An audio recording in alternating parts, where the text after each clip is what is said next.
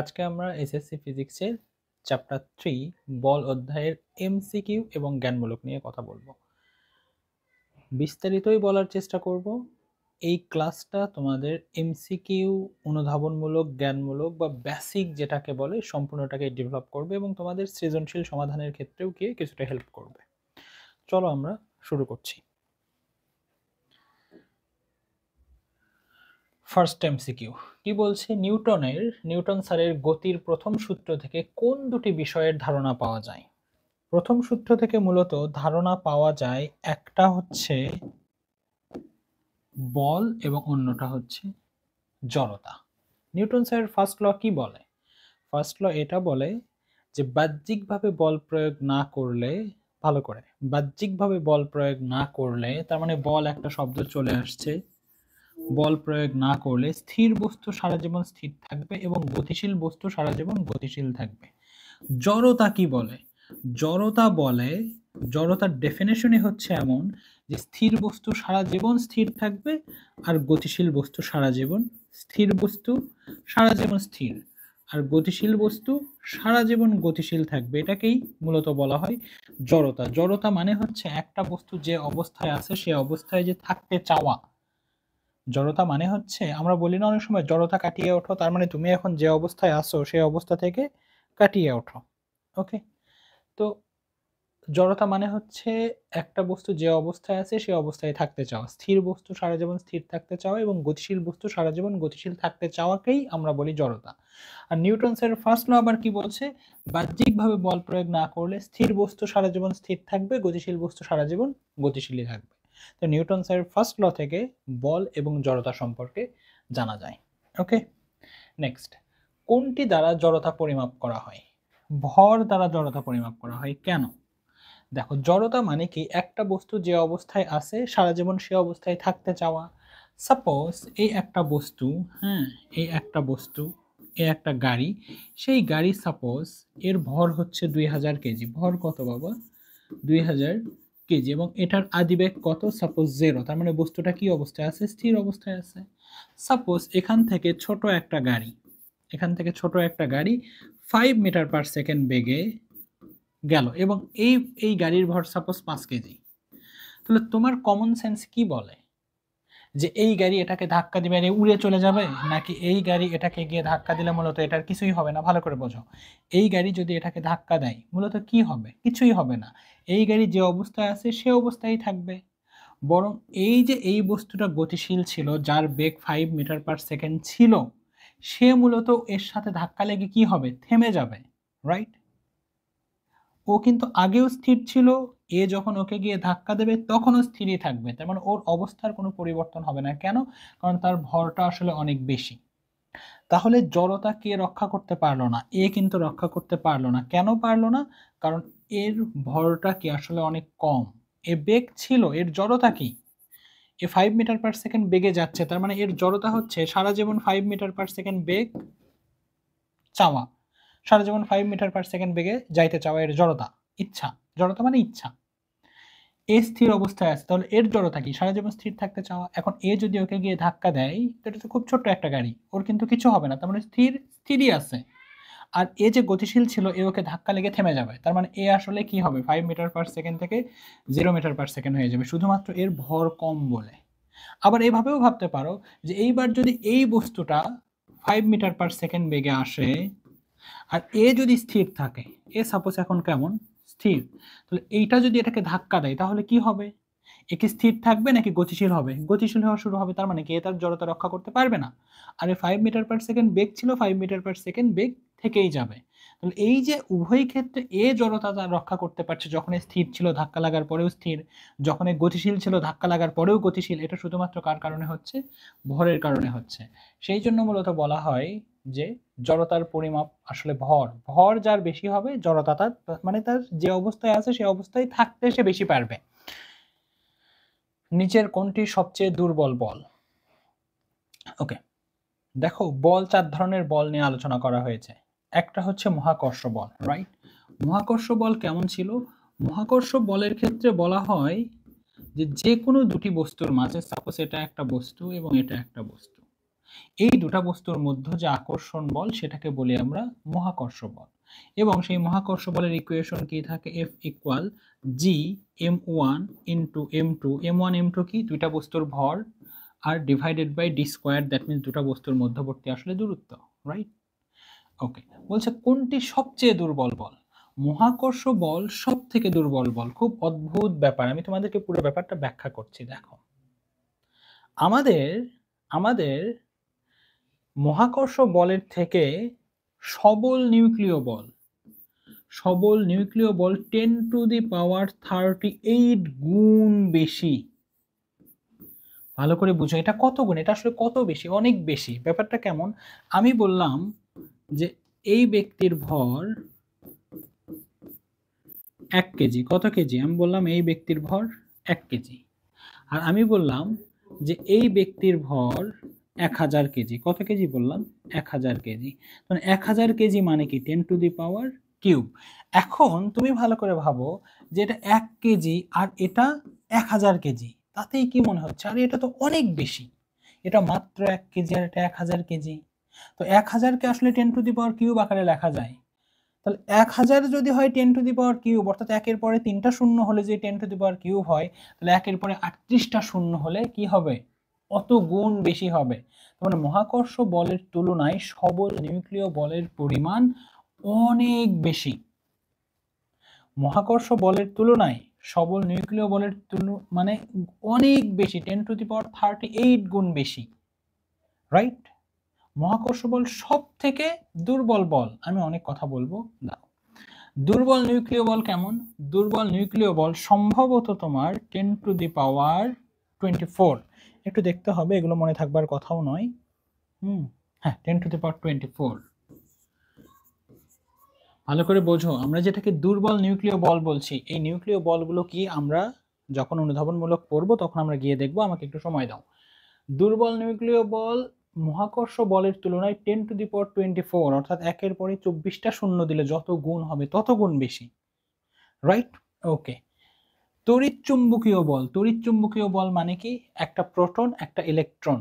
Proton এবং electron কি positive negative নাহি? যারা আমার আগের ব্যাচের স্টুডেন্ট তারা খুব ভালো করেই জানো যে প্রোটন আর ইলেকট্রন পজিটিভ নেগেটিভ বলে কিছুই নাই। একটা প্রোটন আর একটা ইলেকট্রন, তাদের মাঝে যে আকর্ষণ বল সেটা হচ্ছে আসলে তড়িৎ চুম্বকীয় বল। ওকে, এবং এইটা হয় আসলে মহাকর্ষ বলের তুলনায় 10⁻36 গুণ বেশি। তাহলে দেখো মহাকর্ষ বল কত দুর্বল, তারপরেও পৃথিবী কি করে রাখছে? প্রত্যেকটা বস্তুকে তার ভূপৃষ্ঠে লাগিয়ে রাখছে, টেনে ধরে রাখছে। এত কম বল হওয়া সত্ত্বেও পৃথিবী থেকে কেউ ছিটকে বের হয়ে যাচ্ছে না। তো এই যে অনেকগুলো তথ্য এখানে তোমাদেরকে দিয়ে রাখলাম না, সূত্র জানালাম, বিভিন্ন তথ্য জানালাম, এই ব্যাপারগুলো একটু খেয়াল রাখো। দেখো, আসলে সত্যি কথা বলতে এই বিষয়গুলো ব্যাখ্যা করার আসলে খুব বেশি আর সুযোগ আমার হাতে নেই বাবা। আমি সত্যি এই বিষয়গুলো আর ব্যাখ্যা করতে পারবো না। আমি চাই আরো ব্যাখ্যা করতে, আরো বোঝাতে, কিন্তু এমসিকিউ তো পরীক্ষার 1 মাস আগে পড়ছো তোমরা, এবং আমার যে এখানে স্টুডেন্টগুলো আছে আমি জানি তারা অনেক ব্যাপার জেনে আসছো, রাইট? এটা জেনেই তো আমি পড়াবো, কারণ তোমরা 1 মাস পর পরীক্ষা দেবে, তাই না? এরপর সবল নিউক্লিয় বলের পাল্লা কত? গুড, এখান থেকে একটু আলোচনা করা যেতে পারে যে নিউক্লিয় বল যখন বলা হচ্ছে তার মানে হচ্ছে নিউক্লিয়াসের ভেতরের বল। নিউক্লিয় বল যখন বলা হয় তার মানে হচ্ছে এটা নিউক্লিয়াসের ভেতরের কথা বলা হচ্ছে। ওকে, এখন এখন ভালো করে বোঝো যে আমাদের একটা পরমাণু কেমন হয়। এটা থাকে হচ্ছে নিউক্লিয়াস, আর তার চারপাশে এরকম কি থাকে? বিভিন্ন কক্ষপথ থাকে, সেখানে ইলেকট্রন থাকে। আমরা এই ইলেকট্রনের কথা বলছি না, আমরা শুধুমাত্র কার কথা বলার চেষ্টা করছি? নিউক্লিয়াসের কথা বলার চেষ্টা করছি। সাপোজ এই জায়গাটা এখন আমি কি করে আঁকলাম? এখানে বড় করে আঁকলাম। এটা কি? নিউক্লিয়াস। নিউক্লিয়াসের মধ্যে কে থাকে? নিউক্লিয়াসের মধ্যে প্রোটন থাকে এবং নিউট্রন থাকে। তুমি প্রোটনের কথা ছেড়ে দাও, শুধু নিউট্রন নিয়ে নিউট্রনের কথা ছেড়ে দাও, শুধু প্রোটন নিয়ে ভাবো। সাপোজ এটা একটা প্রোটন, এটা একটা প্রোটন। এই প্রোটন প্রোটন পরস্পরকে কি করে বলো তো? পজিটিভ পজিটিভ বলে কোনো কথা নাই। প্রোটন প্রোটন পরস্পরকে কি করে? প্রোটন প্রোটন পরস্পরকে বিকর্ষণ করে, রাইট? এটা আমরা জানি। কেন করে বাবা? জানি না কেন করে, কেউ জানে না। প্রোটন প্রোটন বলে যে পজিটিভ পজিটিভ তাই, এগুলো সব ফালতু কথাবার্তা। তো এই যে নিউক্লিয়াসের মধ্যে অসংখ্য প্রোটন রয়েছে, তাহলে প্রোটন প্রোটন তো আবার পরস্পরকে বিকর্ষণ করবে, তাই না? তাহলে বিকর্ষণ করলে কি হবে? তারা দূরে চলে যাবে, রাইট? তারা দূরে চলে যাবে। আচ্ছা ঠিক আছে, যেহেতু এটাও প্রোটন এটাও প্রোটন, তাহলে পরস্পর কি হচ্ছে? দূরে যাচ্ছে। আচ্ছা, দূরে যেতে যেতে তারা কতটা দূরে যেতে পারবে? যখন তাদের মাঝে দূরত্ব হবে 10⁻⁻15 মিটার। এটা কত? এটা সম্পর্কে কোনো আইডিয়া আছে তোমাদের? দেখো আমি তোমাদেরকে বলছি যে যদি 1 মিটারকে 10 দ্বারা ভাগ করো, তার মানে কি 1 মিটার কয় ভাগ হয়ে যাবে? যদি এটা 10 মিটার হয়, এটা সাপোজ 1 মিটার হয়, এটা যদি 1 মিটার হয়, তো এটা যদি এই পুরোটা যদি 1 মিটার হয়, তাহলে 1/10 মানে হচ্ছে এটা কয় ভাগ হয়ে যাওয়া? 1 2 3 4 5 6 7 8 9 10। তার মানে এই এতটুকু অংশকে আমরা কি বলবো? 1/10 বলবো। ক্লিয়ার? কোনো ডাউট? তাহলে এইটাকেই কি এভাবে লেখা যায় না যে 10⁻⁻1? তবে 10⁻⁻1 মানে 1/10। তো 10⁻⁻15 মানে কি 1/10⁻15। তার মানে 1 মিটারকে যদি 1 এর পরে 15টা শূন্য দিয়ে ভাগ করো, তাহলে 1 মিটারের কোনো অস্তিত্ব থাকে না, অনেক কমে যায়। Okay good. তো দেখা যায় এই প্রোটন প্রোটন পরস্পরকে বিকর্ষণ করছে এবং আস্তে আস্তে তাদের দূরে সরে যাচ্ছে। ক্লিয়ার? দূরে সরে যেতে যেতে যখন তাদের মধ্যবর্তী দূরত্ব হয়ে যায় 10⁻⁻15 মিটার, রাইট? দুইটা প্রোটনের মধ্যবর্তী দূরত্ব যখন এত হয়ে যায়, তখন তাদের মধ্যে এক ধরনের বল সৃষ্টি হয়, সেটা হচ্ছে সবল নিউক্লিয় বল। দেখো আমরা এগুলো দ্বারা গঠিত কি গঠিত নয় ভালো করে বোঝো। আমরা কি এই প্রোটন নিউট্রন ইলেকট্রন এগুলো দ্বারা গঠিত কি গঠিত নয়? অবশ্যই আমরা এগুলো দ্বারা গঠিত। আমাদের দেহের মধ্যে সেই কার্বন অক্সিজেন নাইট্রোজেন এগুলোই তো আছে, তার মানে সেই ইলেকট্রন প্রোটন এবং নিউট্রন আছে, তার মানে সেই নিউক্লিয়াস আছে, দ্যাট মিন্স নিউক্লিয়াসের মধ্যে প্রোটন আছে। তো প্রোটন প্রোটন পরস্পরকে বিকর্ষণ করে যদি একেবারে বের হয়ে চলে যায়, তার মানে আমরাই কি করব? ব্লাস্ট করব। আমাদের এই গঠন ঠিক থাকবে না, এটাই সত্যি কথা।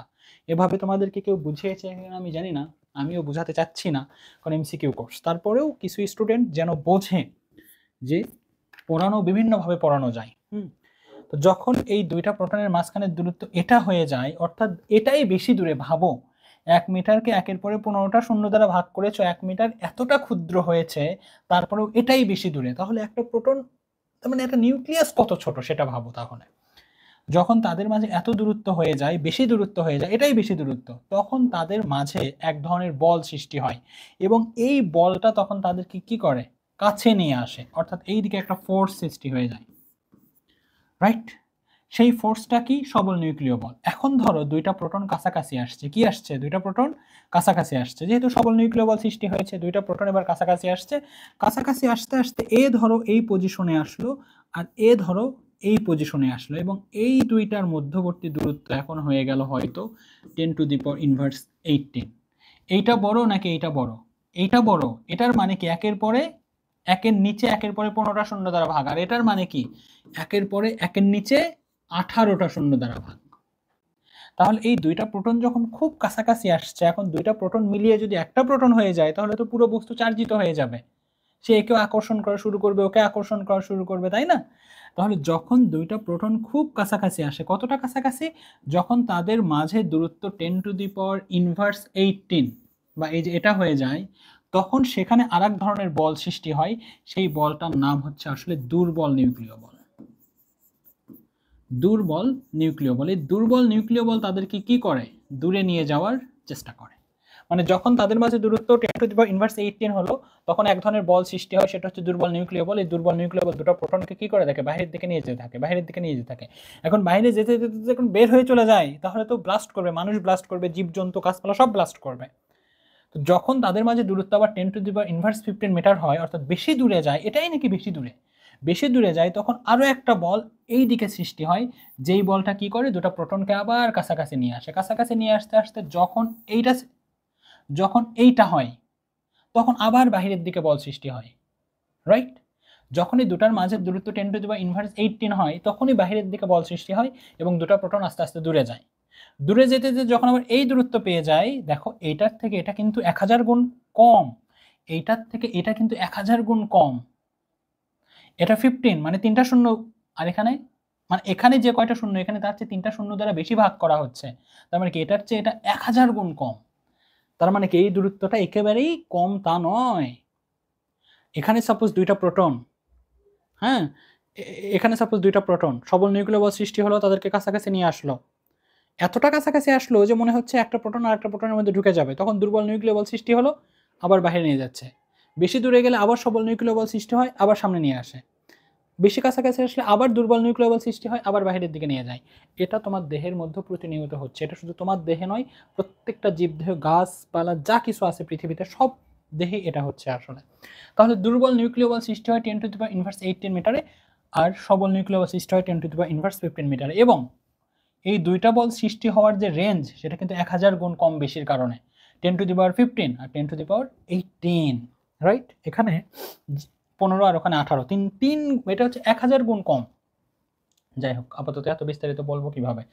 নীরব মেঝের ওপর দিয়ে একটি খেলনা গাড়ি টেনে নেওয়ার সময় একটি টান বল প্রয়োগ করলো। ঠিক আছে, এটা একটা খেলনা গাড়ি, এটা টেনে নিচ্ছে, একটা টান বল মানে টান বল প্রয়োগ করলো। প্রয়োগকৃত বলটি কোন বল? অবশ্যই এটা স্পর্শ বল। ওকে, দেখো এই মেঝের সাথে এটা কি হচ্ছে, ফিক্সড হয়ে আছে, লেগে আছে। ঠিক আছে, তার মানে টান বল একটা কি হচ্ছে, স্পর্শ বল। মেঝের সাথে বলাই হচ্ছে, তো এটা তো স্পর্শ করেই আছে, অস্পর্শ বল না। মেঝের সাথে লেগে আছে, তাহলে অস্পর্শ হওয়ার কোনো সুযোগ নাই। সাম্য বল না, সাম্য বল হলে সে এদিকে যেতই না। সাম্য বল মানে কি দুই দিকের বল সেম, তাহলে সে ওদিকে যেতই না। অসাম্য বল বলা যায় অসাম্য বল, বলা যায় বিশেষ কনসিডারেশনে বলা যায় অসাম্য বল, তবে স্পর্শ বল এটা অ্যাপ্রোপ্রিয়েট আনসার। যদি এই রকম কখনো হয়, এই জাতীয় প্রশ্নের ক্ষেত্রে তোমাকে যখন একটাই প্রশ্নের উত্তর করতে হবে, প্রশ্নের উত্তর যেখানে একটা, সেটা মোর অ্যাপ্রোপ্রিয়েট যেটা, সেটা তোমাকে আনসার করতে হবে। অসাম্য বল তুমি বলতে পারো, নাও বলতে পারো, অসাম্য বল নাও হতে পারে, বস্তুটা সমবেগেও যেতে পারে। যাই হোক, এই ব্যাপারগুলো আমি পরবর্তীতে ব্যাখ্যা করব, এই লেকচারেই ব্যাখ্যা করব, একটু অপেক্ষা করো। ভরবেগের মাত্রা কোনটি? ভরবেগকে কি দ্বারা প্রকাশ করা হয়? P equal MV. তাহলে এমভির মাত্রা বের করতে হবে আমাদেরকে। আচ্ছা, তাহলে এটাকে আগে লেখো, ভি ইকুয়াল কি এস বাই টি। তাহলে এম ভর, রাইট? এটাকে কিভাবে লিখবা? বড় হাতের এম দিয়ে লিখবা। এস এটা কার মতো? দৈর্ঘ্যের মতো, রাইট? গতদিন বুঝিয়েছিলাম দৈর্ঘ্যের মতো, তাহলে দৈর্ঘ্যের ইংলিশ কি? লেন্থ। এল আর নিচে হচ্ছে টি, তাহলে এটা আলটিমেটলি কি হবে? M L T inverse 1, right? কোনটা? এম এল টি ইনভার্স 1, এটা আনসার। ওকে, যে কোনোটাই ভাবে বের করতে পারো বাবা, তোমরা যে কোনোটার ক্ষেত্রে এভাবে তোমাদেরকে বের করতে হবে। যদি বলে বলের মাত্রা কি, তাহলে এখানে বল এম এ, তাহলে এম কে রেখে দাও। এ মানে কি? এ মানে হচ্ছে ভি বাই টি। ভি মানে কি? S by T. তার মানে তোমাকে আগে যৌগিক রাশিগুলোকে মৌলিকে কনভার্ট করতে হবে। তাহলে এস বাই টি, আর আগের টি তো এখানে রয়েই গেল, তাই না? তাহলে এম কে বড় হাতের করে দাও, মাস ভর এটা মাস, তার বড় হাতের এম করে দাও। এস কি? লেন্থের মতো, দৈর্ঘ্যের মতো, তাহলে এল, আর নিচে কি থাকবে? টি স্কোয়ার। তাহলে আলটিমেটলি এটা কি হবে? এম এল উপরে গেলে টি ইনভার্স 2। এটা হচ্ছে আমাদের বলের মাত্রা সমীকরণ। যে কোনোভাবে যে কোনোটা এবার তোমরা করতে পারবে। ওকে, 2 কেজি ভরের বন্দুক হতে 200 মিটার পার সেকেন্ড বেগে 15 গ্রাম ভরের গুলি ছুড়লে বন্দুকের পশ্চাৎ বেগ কত? ওকে, 2 কেজি ভরের বন্দুক হতে, ভালো করে 2 কেজি ভরের বন্দুক হতে 200 মিটার পার সেকেন্ড বেগে 15 গ্রাম ভরের গুলি ছুড়লে বন্দুকের পশ্চাৎ বেগ কত হবে? এটা কি বের করা যাবে? কোন সূত্রে বের করবো বলো তো? কোন সূত্রতে বের হবে এটা? এখানে বন্দুক এবং গুলি, তাই না? দেখো বন্দুকের ভর দেওয়া আছে, রাইট? বন্দুকের ভর দেওয়া আছে এবং এইটাই দেওয়া আছে, গুলির ভর, গুলির বেগ। এটা বন্দুকের ভর, বের করতে বলছে কি? বন্দুকের পশ্চাৎ বেগ। তাহলে ওখানে একটা সংঘর্ষ হচ্ছে, কার মাঝে সংঘর্ষ হচ্ছে? বন্দুকের মাঝে এবং গুলির মাঝে। দেখো, যখন কেউ গুলি করে বন্দুকটা এভাবে তাক করে ধরে থাকে, তার মানে যখন সে গুলি করবে বন্দুকও স্থির থাকে, আর বন্দুকের ভেতরে যে সে গুলিকে লাফালাফি করে না, সেও স্থির থাকে। আচ্ছা, আমরা এইভাবে অঙ্কটা একটু করে দিই। সাপোজ M1 হচ্ছে, এটা বন্দুকের জন্য লেখো, বন্দুকের জন্য, এটা মূলত আসলে সৃজনশীলের অঙ্ক। বন্দুকের জন্য লেখো, বন্দুকের ভর কত দেওয়া আছে 2 কেজি, রাইট। বন্দুকের আদি বেগ E1, যখন গুলি ছড়ে নাই তখন বন্দুক স্থির হয়েছিল 0। শেষ বেগ V1, গুলি মানে যখন ছুঁড়েছে সেটা কত, এটা আমাদেরকে বের করতে হবে। এখন গুলির জন্য বিভিন্ন গাইডে বিভিন্নভাবে দেওয়া আছে, আমি এটা বোঝানোর জন্য নিলাম। গুলির জন্য গুলির ভর সাপোজ M2 কত আছে 15 গ্রাম, তার মানে 15 ডিভাইডেড বাই 1000, রাইট। U1 যখন গুলি ছোড়া হয়নি, তার মানে কি গুলির বেগ কত 0 থাকে। আর U2 হবে V2 কত, তারা বলেছে এত বেগে যাচ্ছে, তার মানে এটাকে হবে 200 মিটার পার সেকেন্ড। এখন সূত্র লেখো কিভাবে, M1 U1 plus M2 U2 equal M1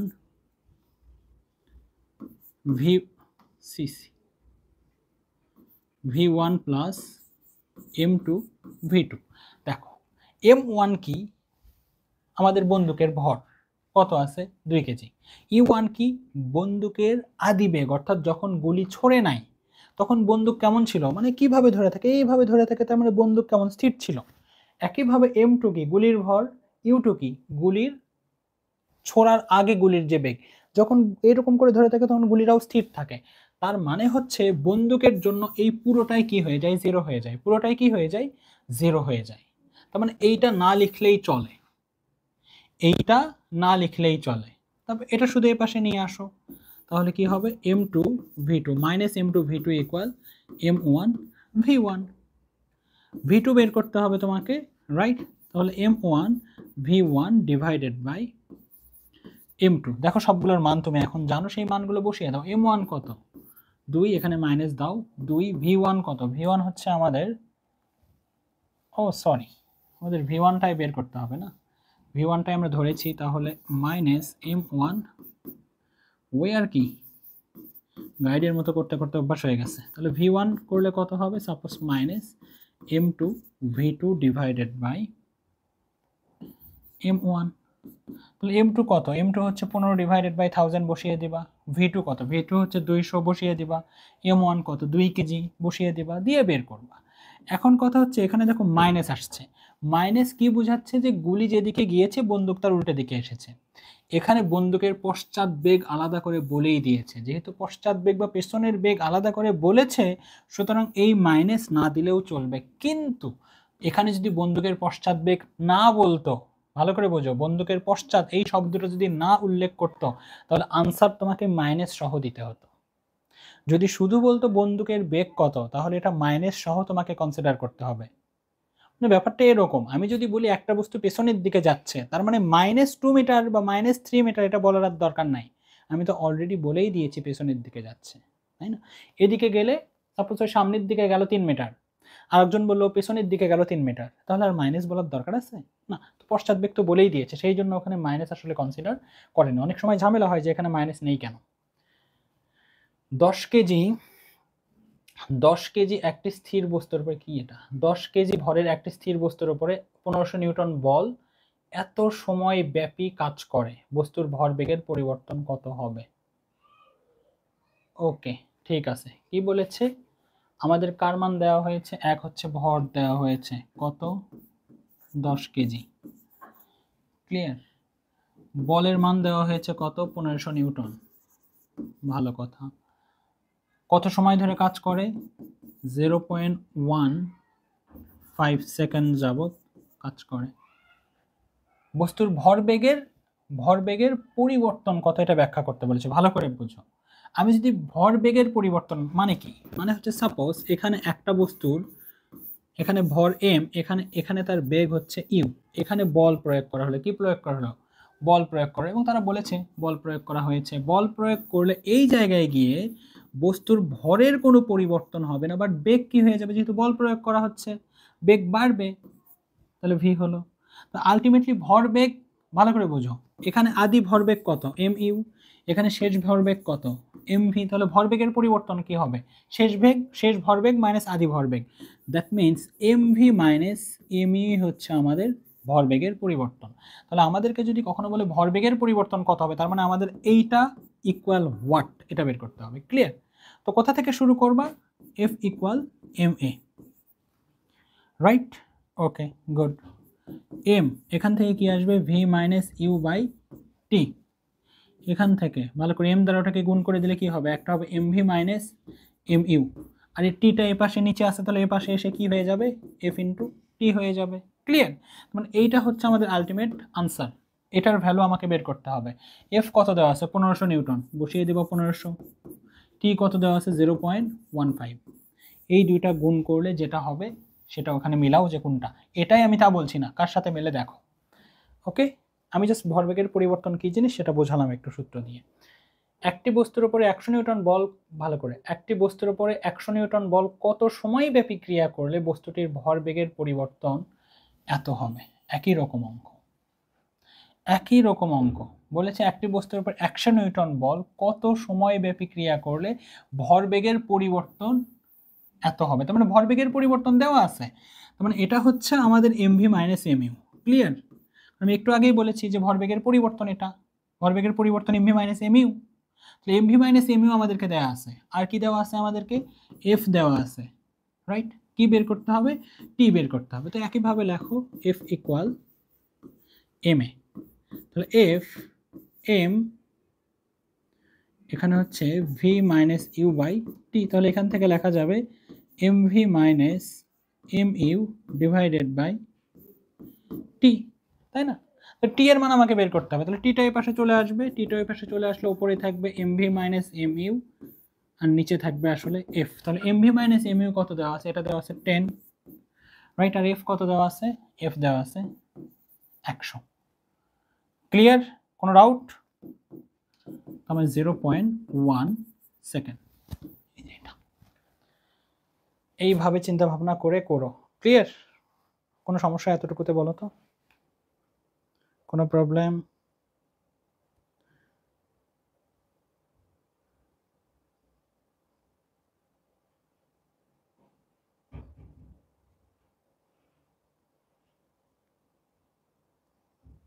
আরে বাপরে, এটা তো আমার আগে করে একদম রেজাল্ট দেওয়া হয়ে গেছে রে। আচ্ছা, 4 কেজি ও 6 কেজি ভরের দুটি বস্তু যথাক্রমে 10 মিটার পার সেকেন্ড এবং 50 মিটার পার সেকেন্ড বেগে একই দিকে গতিশীল ধাক্কা খাওয়ার পরে দুটি বস্তু যুক্ত অবস্থায়, যুক্ত অবস্থায় দুটি বস্তু যুক্ত, যুক্ত মানে কি? দেখো, আমি যদি সাপোজ এইভাবে চিন্তা করা যায় যে এই বস্তু 4 কেজি, তারটা কত? 10 না? আচ্ছা, তাহলে এটা হবে 6 কেজি।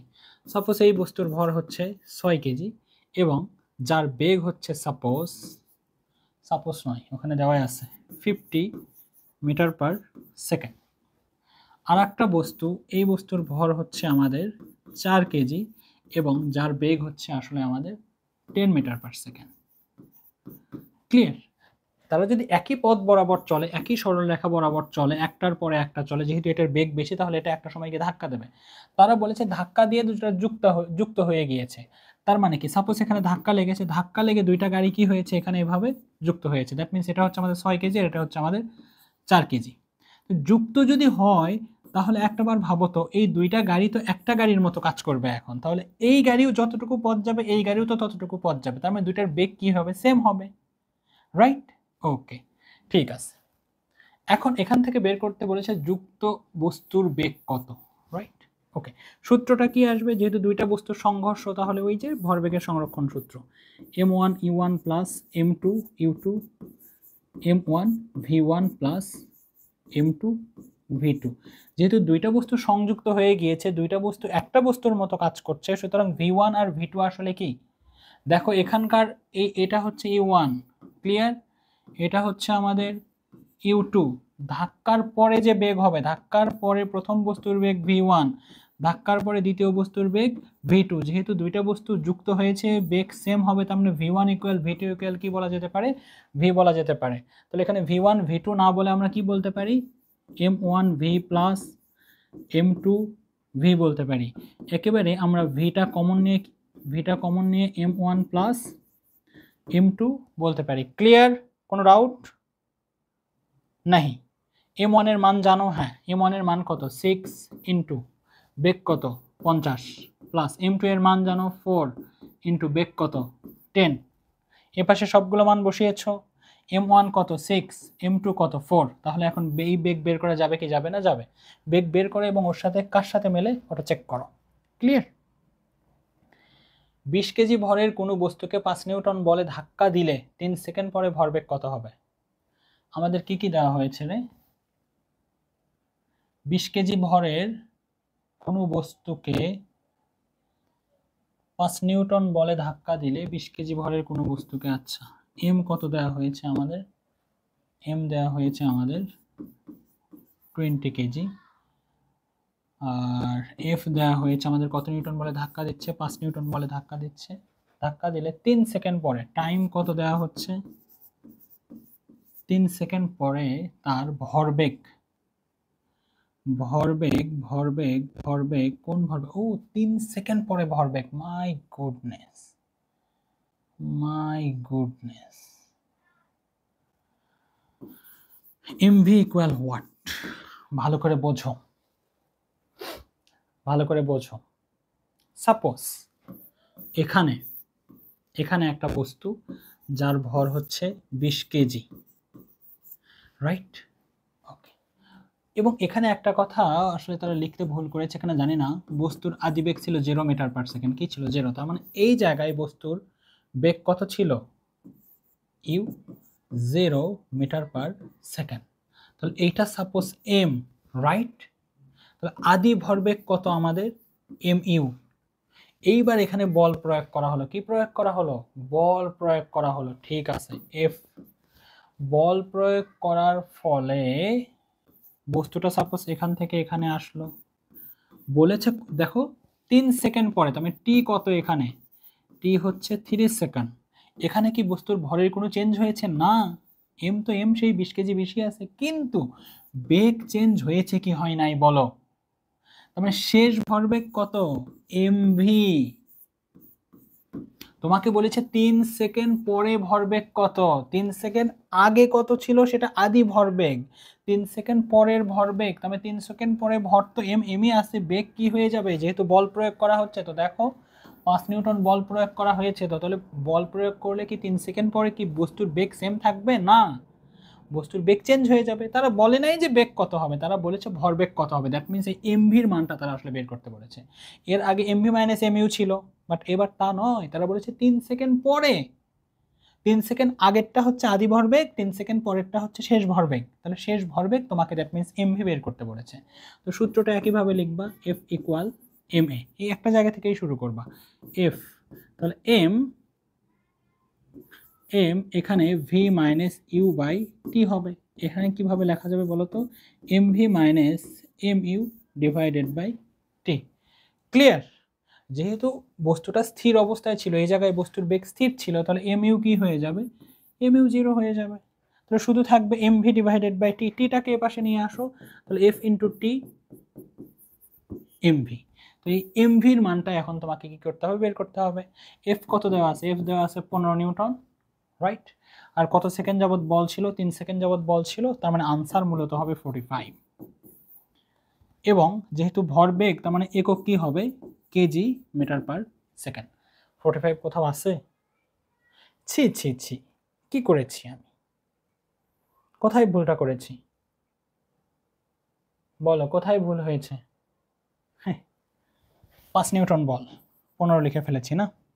5 নিউটন বল, তাহলে 3 5 15, 15 কেজি পার, দেখো কেজি মিটার পার সেকেন্ড, দেখো এখানে kg metre per second square দেওয়া, এখানে সেকেন্ড দেওয়া, তার মানে এইটা আনসার। এগুলো একটু খেয়াল করো, হ্যাঁ, একক ভুল করে রাখে তারা। বোঝা গিয়েছে? কোনো ডাউট? বুঝো, অঙ্ক বুঝো। তারা বলেছে 3 সেকেন্ড পরে ভরবেগ কত, সুতরাং শেষ ভরবেগ। নিরাপদ ভ্রমণের ক্ষেত্রে নিচের কোনটি ভূমিকা রাখে? গতি। যত দুর্ঘটনায় যত ক্ষতি হবে সেটা মূলত গতির উপর ডিপেন্ড করে। একটা বস্তুর ভর যত বেশি হোক না কেন, ও যদি ধীরে ধীরে যায় কোনো ক্ষতি হবে না, কিন্তু যদি গতিশীল যায় তাহলে ক্ষতি হবে। একটা বস্তু হোক সে অনেক ভারী, অনেক ভরের হোক, একটা মোটরসাইকেল, একটা ট্রাক। একটা মোটরসাইকেল যদি আসতে যায় কোনো ক্ষতি হবে না, একটা ট্রাকও যদি আসতে যায় কোনো ক্ষতি হবে না। ক্ষতি কখনো একটা ট্রাক যদি খুব দ্রুত যায় অথবা একটা মোটরসাইকেল যদি খুব দ্রুত যায়, ক্ষতিটা তখন হয়। তবে যত ক্ষতির সম্মুখীন নিরাপদ ভ্রমণ যদি না হয় বা নিরাপদ ভ্রমণ যদি তুমি করতে চাও, তুমি যদি ক্ষতি নিজের না করতে চাও, তোমাকে গতিটা রিডিউস করতে হবে। নেক্সট, বলের মাত্রা কোনটি শেখানো হয়েছে একটু আগে। বলেছে এত ও এত ভরের দুটি বস্তুর মধ্যবর্তী দূরত্ব এত হলে তাদের মধ্যবর্তী বলের মান কত। দুটি বস্তুর ভর দেওয়া হয়েছে, তাদের মধ্যবর্তী দূরত্ব দেওয়া হয়েছে, তাদের মহাকর্ষ বলের মান বের করতে বলেছে। সূত্র কি? F ইকুয়াল জি, তখন কি জি লিখতে ভুলে গিয়েছিলাম মনে হয় না, m1 m2 divided by d square. G কত? 6.673। এগুলো কি করাবো আর বলো, এগুলো আসলে আমি নিতে চাইনি কিন্তু নিতে হয়। 10 টু দি পাওয়ার ইনভার্স 11, উপরে থাকে দুটো বস্তুর ভর, একটা বস্তুর ভর হচ্ছে 6.67, ওরে বাপরে, 6.67 into 10 to the power 6 into আর একটা বস্তুর ভর হচ্ছে 10 টু দি পাওয়ার 5। দুটি বস্তুর মধ্যবর্তী দূরত্ব কত? 6.67 মিটার। ক্লিয়ার? ডি স্কোয়ার যেহেতু, এটা যা হবে সেটাই আনসার। এগুলো ক্লাস 8 থেকে করছো, এগুলোর বেসিক অত বোঝানোর দরকার নাই। নেক্সট, যদি পৃথিবী ও চন্দ্রের মধ্যবর্তী দূরত্ব দ্বিগুণ করা হয় তবে মহাকর্ষ বল কত হবে? এক লাইনে বলছি, সূত্র দেখো। দূরত্ব কি করা হচ্ছে? দ্বিগুণ করা হচ্ছে। দেখো এফ, সূত্রটা খেয়াল করবা, G m1 m2 divided by r square. দূরত্ব যে দ্বিগুণ করো, দূরত্ব দ্বিগুণ করা মানে কি? আর কত? 2 করে দেওয়া। তাহলে এখানে যদি 2 বসাও তাহলে 2 এর উপরে কি আছে? স্কোয়ার আছে, রাইট? ক্লিয়ার? স্কোয়ার মানে কি? 4। তাহলে কি 4 গুণ হবে? না, যদি আর স্কোয়ার উপরে থাকতো তাহলে 4 গুণ হতো, যেহেতু এটা নিচে আছে তার মানে কি 1/4 হবে, আর কিছুই না। যদি বলতো দূরত্ব 3 গুণ করা হবে তাহলে আর কত? 3। তাহলে ওখানে 3 বসাও, 3 বসালে কত হবে? 9 হবে। তাহলে 9 গুণ হবে না, এর 9 তো আসলে তুমি নিচে পাচ্ছ তাই না, তার মানে 9 ভাগের 1 ভাগ হবে। এইভাবে করো তাহলেই হবে। আর যদি মন চায় যে এভাবে করবা, কিভাবে, যে যখন তাদের মধ্যবর্তী দূরত্ব r তখন f1 g m1 into m2 divided by r square. দূরত্ব দ্বিগুণ করা হলে অর্থাৎ r ইকুয়াল টু r হলে তাহলে f2, যদি করতে মন চায় এভাবে করো, m1 ইন্টু সিসি m2 divided by r equal to r হলে তাহলে এখানে 2r হবে, হ্যাঁ না? তাহলে স্কোয়ার হবে, তাহলে আলটিমেটলি কত হবে? জি এম, করতে মন চাই বলো এগুলা, এখানে হবে 4r স্কোয়ার, হ্যাঁ না? কোনো ডাউট বলো, কোনো ডাউট না? তাহলে এইভাবে এখান থেকে কিভাবে লেখা যাবে? 1/4 এখানে নিয়ে আসো, রাইট? 1/4 এখানে নিয়ে আসো, নিয়ে এসে এটাকে এভাবে লেখা যাবে কি যাবে না? G m1 into m2 divided by r square. তাহলে এটার দিকে ভালো করে তাকিয়ে দেখো তো, যে G m1 into m2 divided by r square আসলে এটা কি না, এবং এটাকে তুমি কি বলেছিলে? f1 বলেছো কি না? তার মানে কি 1/4 ইকুয়াল f1। আর এই পাশে দেখো তো এটা কি ছিল? f2। এটা তো f2 লিখছিলে, তার মানে এটা কি আসলে f2। তার মানে কি f2 কি f1 এর 1/4 হবে। মন চাই ওইভাবে শর্টকাটে করো, আর যদি মন চাই না আমি এইভাবে আমাকে ম্যাথমেটিক্যালি বলে দেন, হয়তো বলে দিলাম। রোধের অঙ্কগুলোতে এইভাবে কাজে লাগে। নেক্সট, রশির সাহায্যে 3 কেজি ভরের একটি বস্তুকে 1 মিটার পার সেকেন্ড স্কোয়ার ত্বরণে উপরের দিকে টানা হচ্ছে, রশিটির টান বল কত? ভালো করে বুঝো। সাপোজ এই একটা বস্তু কেউ এইদিকে ঠেলছে, এদিকে বল আছে, হ্যাঁ এদিকে বল আছে, বল থাকার কারণে এখানে যেহেতু এদিকে বল আছে তাহলে ত্বরণ কি অবশ্যই থাকবে, কারণ বল যখনই থাকবে বস্তুর ত্বরণ থাকবে। এখন তুমি যদি বল প্রয়োগ করে বস্তুটাকে এই দিকে মুভ করাতে চাও তাহলে কি করতে হবে বলো তো? এই ত্বরণ তোমাকে ওভারকাম করতে হবে কি হবে না? অবশ্যই হবে। তুমি যদি বস্তুকে এই দিকে মুভ করাতে চাও তাহলে এই ত্বরণকে তোমার ওভারকাম করতে হবে কি হবে না? অবশ্যই হবে। তার মানে এই যে বলের কারণে যে ত্বরণটা সৃষ্টি হচ্ছে, প্রথমে তোমাকে সেই ত্বরণটাকে নষ্ট করতে হবে, বল প্রয়োগ করে সেই ত্বরণটাকে নষ্ট করতে হবে, তারপরে তুমি আরো অতিরিক্ত বল প্রয়োগ করে তুমি এই দিকে বস্তুকে ত্বরান্বিত করবা, নিয়ে যাওয়ার জন্য চেষ্টা করবা। তার মানে কেউ যদি এদিকে বল প্রয়োগ করে যার কারণে যে ত্বরণ সৃষ্টি হবে, তুমি যদি বস্তুকে এইদিকে বল প্রয়োগ করে এদিকে নিয়ে যেতে চাও, তাহলে এই বলের কারণে যে ত্বরণ সৃষ্টি হয়েছে সেইটাকে আগে তোমার নষ্ট করতে হবে, তারপরে অতিরিক্ত ত্বরণ তুমি হয়তো A1 দিয়ে তুমি নিয়ে যেতে পারো। তার মানে কি তোমাকে মোট কত ত্বরণ নিয়ে কাজ করতে হবে? মোট A1 প্লাস A ত্বরণ নিয়ে কাজ করতে হবে। তো এখানে ঠিক একই রকম, যে রশির সাহায্যে 3 কেজি ভরের একটি বস্তুকে, দেখো ভালো করে, এটা হচ্ছে আমাদের 3 কেজি ভরের একটা বস্তু, রশির সাহায্যে উপরের দিকে উঠানো হচ্ছে।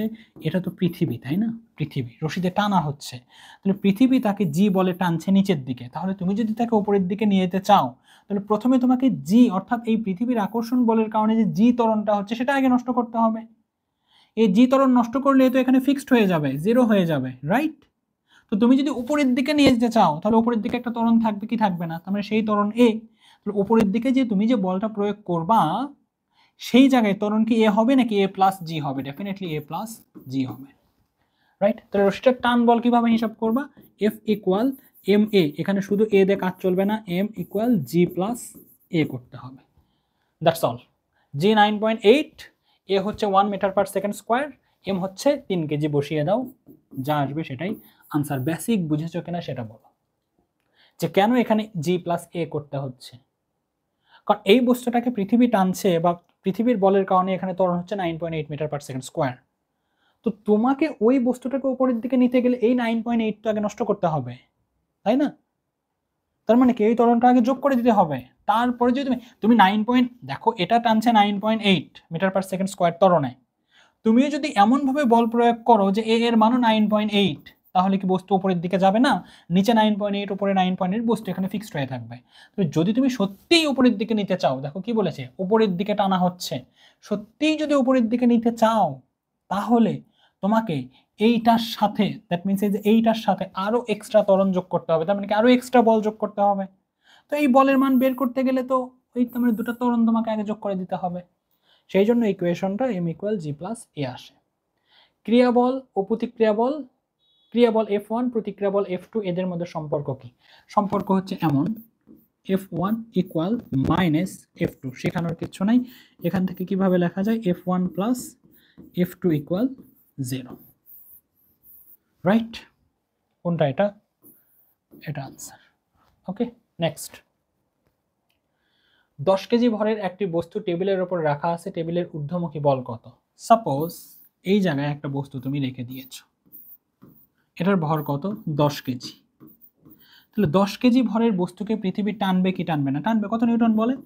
10 ইন্টু দেখো W ইকুয়াল mg, m কত? 10, g কত? 9.8, দ্যাট মিনস 98 নিউটন বলে কি করছে? পৃথিবী থেকে টানছে। এখন বস্তুটি কি আসলে টেবিল ভেদ করে নিচের দিকে পড়তে পারছে না? বস্তুটা সে টেবিল ভেদ করে তো নিচের দিকে পড়তে পারছে না, তার মানে টেবিলও তাকে কত নিউটন বলে উপরের দিকে ঠেলছে? সেই 98 নিউটন বলেই উপরের দিকে ঠেলছে। সুতরাং ঊর্ধ্বমুখী বল 98। বই ওখানে বা যেটাই হোক, একটি বস্তু বই ওখানে স্থির হয়ে আছে মানে কি? পৃথিবীতে তাকে আসলে টানছে কত নিউটন বলে? 98 নিউটন বলে। তো ও ওখানে স্থির থাকার মানে কি? টেবিলও তাকে ঊর্ধ্বমুখী 98 নিউটন বলে ঠেলছে বলেই ও ওখানে কি হয়ে আছে? ফিক্সড হয়ে আছে।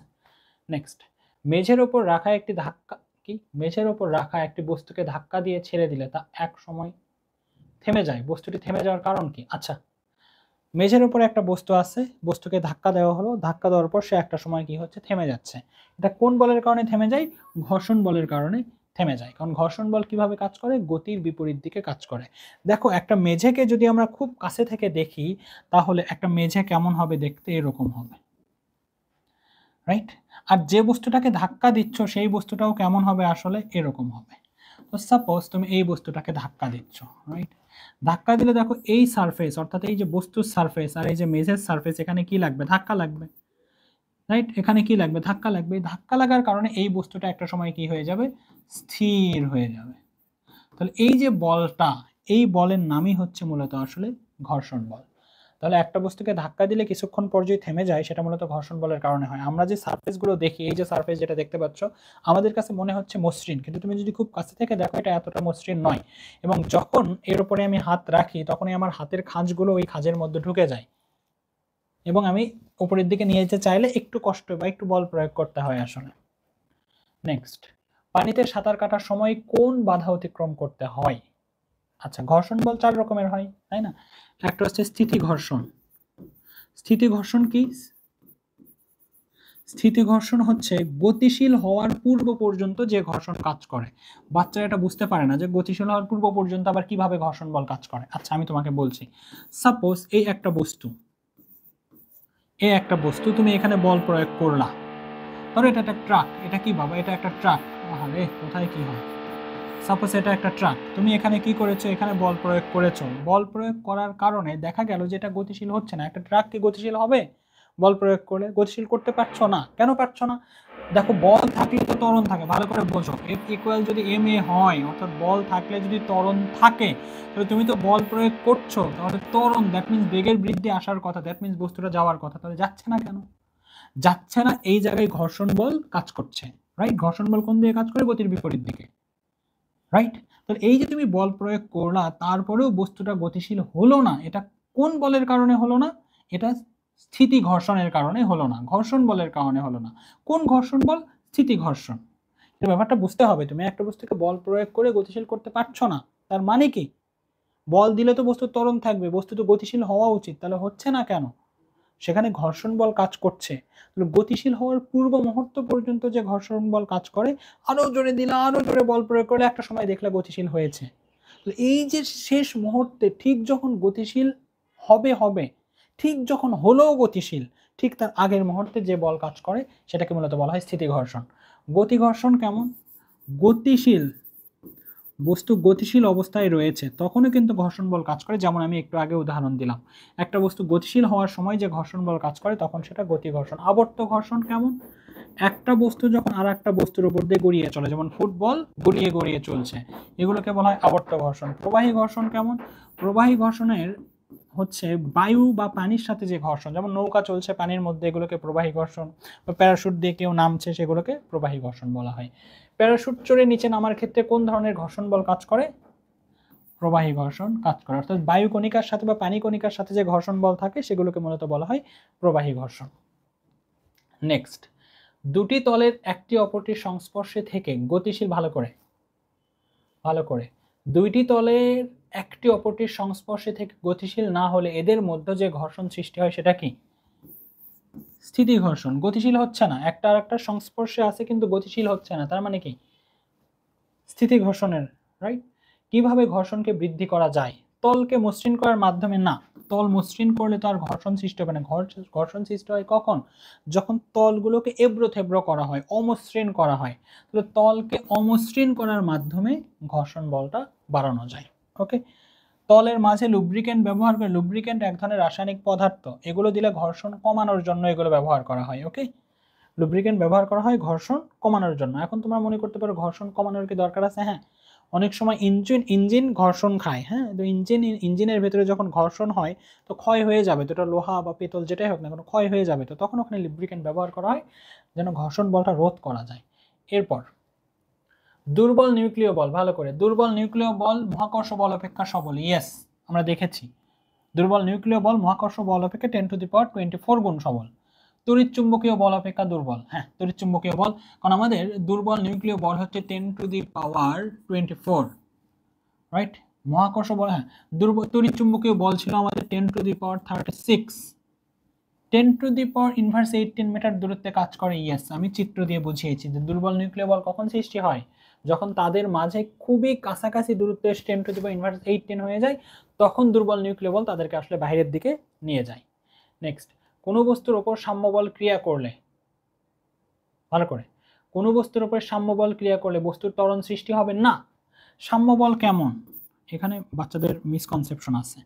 এই দিকে সাপোজ 10 নিউটন, এই দিকে সাপোজ 10 নিউটন, তাহলে আমরা বলতে পারি এই জায়গায় বস্তুটা কি হয়ে যাবে? ইউ ইকুয়াল 0, বেগ কি হয়ে যাবে? স্থির। তাহলে সাম্যবলের কারণে কখনোই ত্বরণ সৃষ্টি হবে না। দ্বিতীয়ত, গতিশীল বস্তু সমবেগে চলতে থাকবে। এখন এই জায়গায় স্টুডেন্টের কনসেপ্টটা ভুল হয়, তারা মনে করে না যেহেতু সাম্যবল আছে তাহলে বস্তু তো স্থির থাকবে। তারা ভাবে যে সাম্যবল আছে তাহলে তো বস্তু স্থির থাকবে, আসলেই তা আমি ব্যাপারটা বুঝাবো। স্থির বস্তু চিরকাল স্থির থাকবে, হ্যাঁ, তারা শুধু মনে করে যে এটা সত্যি, কিন্তু এইটাও সত্যি। কিভাবে? ভালো করে বোঝাচ্ছি। দেখো, সাপোজ এই জায়গায় ঘর্ষণ বল হচ্ছে 2 নিউটন। কত নিউটন? 2 নিউটন। ঘর্ষণ বল 2 নিউটন। তুমি এখান থেকে বল প্রয়োগ করলা 1 নিউটন, তাহলে কি গতিশীল হবে? না। ঘর্ষণ বল কোন দিকে কাজ করে? এদিকে। তুমি বল প্রয়োগ করছো ওদিকে, তাহলে ঘর্ষণ বলই তো 2 নিউটন, তাহলে কি 1 নিউটন দিলে হবে? তুমি এরপর দিলে হচ্ছে 1.5 নিউটন, তবু কি গতিশীল হবে? না। তুমি এরপর দিলা হচ্ছে 2 নিউটন, তবু কি গতিশীল হবে? না। না, কিন্তু এইবার তুমি বল দিলে এরকম যে 2.0000000000001 নিউটন, তাহলে এটাকে আমরা অ্যাপ্রক্সিমেটলি 2 নিউটন বলতে পারি কি পারি না? পারি। কিন্তু তার সাথে সাথে এটাও সত্যি কিনা যে এই বলটা আসলে 2 নিউটনের চেয়ে একটু হলেও বেশি? পারি বলতে। এটা আমরা বলতে পারি যে হ্যাঁ 2 নিউটন, আবার বলতে পারি হ্যাঁ 2 নিউটনের থেকে একটু হলেও তো বেশি। যদি একটু হলেও বেশি হয় তাহলে এই বস্তুটা গতিশীল হবে কি হবে না? হবে। এবং তখন সে কি বেগে গতিশীল হবে? আসলে সমবেগে গতিশীল হবে। এই কনসিডারেশন আসলে ফিজিক্সের ক্ষেত্রে নেওয়া হয়। এই জন্য গতিশীল বস্তু সমবেগে চলতে থাকবে। ভালো করে বুঝো যে এই একটা বস্তু এই দিকে কেউ বল প্রয়োগ করলো, হ্যাঁ এই দিকে বল প্রয়োগ করলো, কিছু একটা বল আছে, বল প্রয়োগ করার কারণে বস্তুর ভালো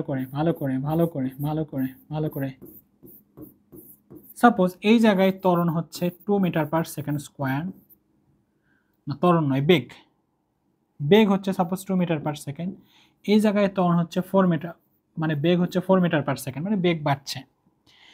এই জায়গায় গিয়ে এমনভাবে বল প্রয়োগ হলো, ভালো করে এই জায়গায় গিয়ে উল্টা দিক থেকে দেখো বেগটা কিন্তু বাড়ছে, বেগ বাড়ছে মানে কি ফোর্স এখানে অ্যাপ্লাই হচ্ছে। এই জায়গায় গিয়ে এমনভাবে বল প্রয়োগ হলো বেগটা কমে হয়ে গেল 2 মিটার পার সেকেন্ড, এবং ওই পরিমাণ বলই এখানে ক্রিয়াশীল থাকলো, তাহলে বেগ কি আর কমবে নাকি ওই 2 মিটার পার সেকেন্ডই থাকবে? 2 মিটার পার সেকেন্ডই থাকবে। ভালো করে বুঝো, এখানে কেউ বল প্রয়োগ করলো, বস্তুর বেগ 2 মিটার পার সেকেন্ড, একটু পরে 4 মিটার পার সেকেন্ড। এইবার এই দিক থেকে কেউ একজন এমনভাবে বল প্রয়োগ করলো যে যেইভাবে বেগের বৃদ্ধিটা হইতেছিল সেই বেগের বৃদ্ধিটা শুধু কমে গেল। বেগের বৃদ্ধিটা শুধু কি হলো? কমে গেল, কমে গিয়ে 2 মিটার পার সেকেন্ড হলো, রাইট? এখন চিন্তা করো, এও যদি বল প্রয়োগ করা ছেড়ে দেয়, তাহলে বস্তুটা এখন এইভাবে যেতে থাকবে কি থাকবে না? ওইভাবেই যেতে থাকবে। তার মানে কি সাম্য বলের কারণে বস্তু সমবেগে যেতে পারে। মানে বাহ্যিক নিউটনসের ফার্স্ট লটা দেখো না, যে বাহ্যিকভাবে বল প্রয়োগ না করলে স্থির বস্তু স্থির থাকবে, গতিশীল বস্তু সমবেগে গতিশীল থাকবে, তাই না? তো বাইরে থেকে বল প্রয়োগ না করলে সেটা তো সাম্য বলও হতে পারে, যে উভয় দিক থেকে বলের পরিমাণ সেম। এইভাবে ভাবো যে কেউ একজন বল প্রয়োগ করলো, বেগ 2 মিটার পার সেকেন্ড, তারপর 4 মিটার পার সেকেন্ড, এই দিক থেকে এমনভাবে বল প্রয়োগ করা হলো বেগটা কমে 2 মিটার পার সেকেন্ড হলো। তারপর সাপোজ এই দুইজনের বল এমনভাবে কোলাবোরেট করলো যে বস্তুর কাছে মনেই হচ্ছে না যে কেউ এদিক থেকে বল প্রয়োগ করছে বা কেউ এদিক থেকে বল প্রয়োগ করছে। এরপর তাহলে বস্তুর কি অবস্থা হবে? যে 2 মিটার পার সেকেন্ড সে পেয়েছিল, সেই 2 মিটার পার সেকেন্ড বেগে কিন্তু সে আসলে যেতেই থাকবে। সুতরাং সাম্য বলের কারণে সমবেগে বস্তু যেতে পারে। ওকে, এই কনসিডারেশন থেকে এগুলো আনসার করা হয়। সাম্য বল ক্রিয়াশীল। আচ্ছা, সাম্য বল ক্রিয়াশীল জাহাজ পানিতে ভাসার সময়, হ্যাঁ যখন জাহাজ পানিতে ভাসছে নিম্নমুখী বল এবং পানির প্লবতা সেম থাকে। প্লবতা মানে কি? পানি থেকে উপরের দিকে ঠেলে, এটা প্লবতা। 5 নম্বর চ্যাপ্টারের কথা। প্লবতাও যা হয় পৃথিবীর আকর্ষণ বল তাই হয়, তার মানে এটা সত্যি। একটি বা এভাবেও ভাবো যে ওখানে জাহাজ ভেসে আছে মানে কি নিম্নমুখী বল আর ঊর্ধ্বমুখী বলটা সেম। এই ঊর্ধ্বমুখী বল কে দিচ্ছে? পানি দিচ্ছে। একটি বস্তু উপর থেকে নিচে পড়ার সময় সাম্য বল ক্রিয়াশীল না। একটি বস্তু যখন উপর থেকে নিচে পড়ে তার ত্বরণ বাড়ে কি বাড়ে না? বলো। বাড়ে। এবং ত্বরণ আমরা কত দেখি? 9.8 মিটার পার সেকেন্ড স্কোয়ার আমরা দেখি। ত্বরণ বাড়ে না, বেগ বাড়ে আসলে।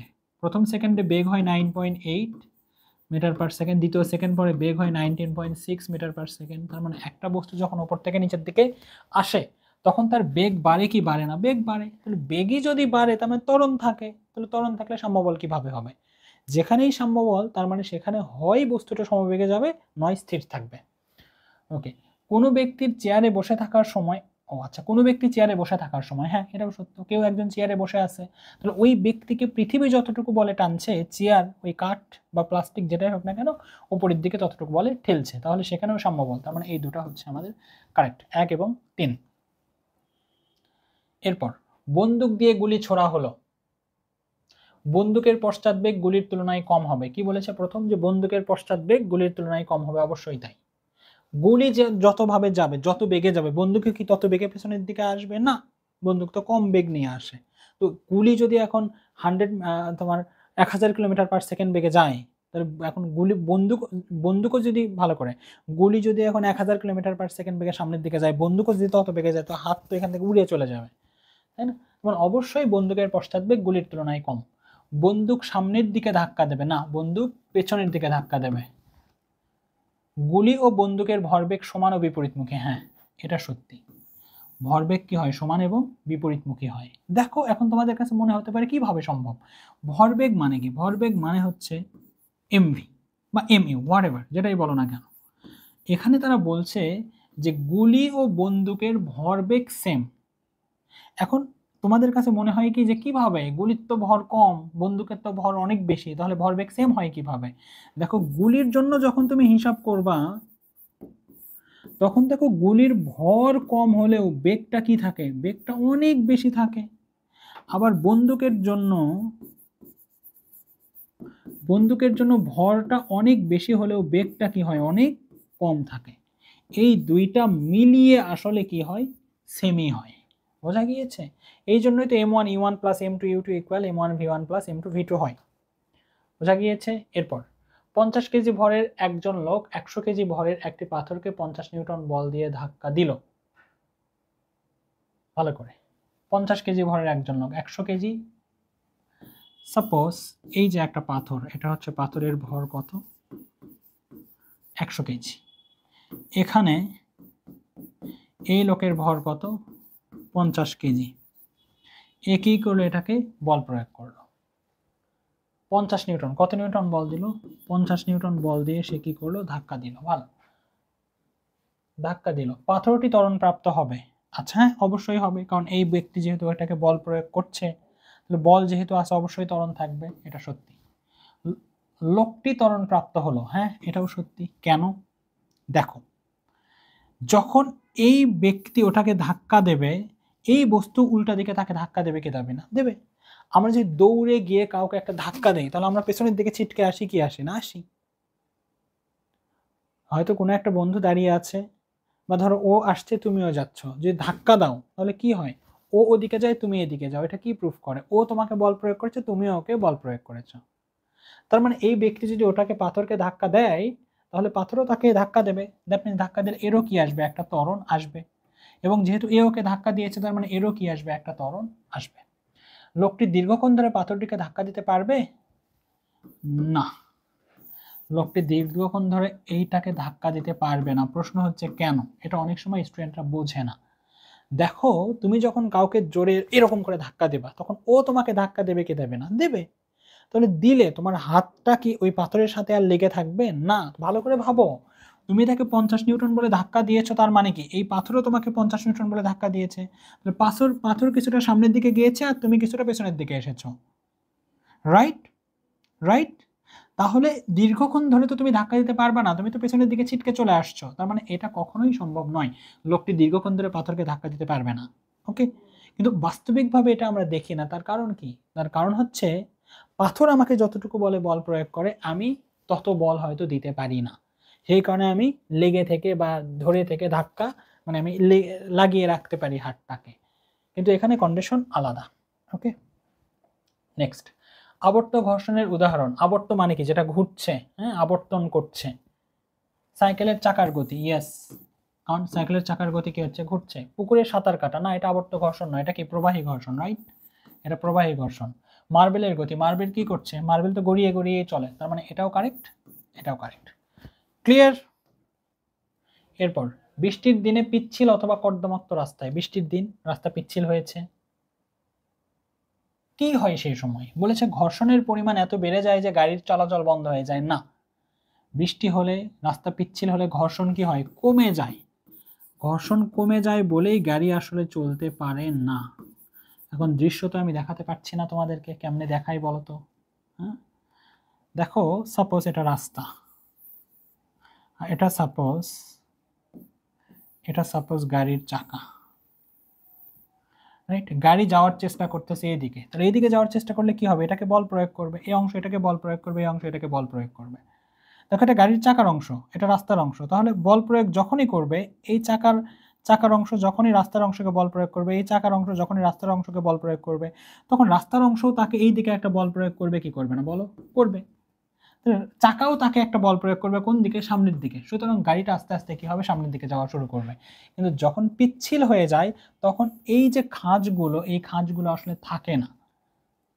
দ্যাট মিনস তখন এই যে ধাক্কা দেবে, গাড়ির চাকা যে কাউকে ধাক্কা দেবে, ওইটা আর থাকে না। তখন কি হয়? চাকা শুধু ঘুরতে থাকে।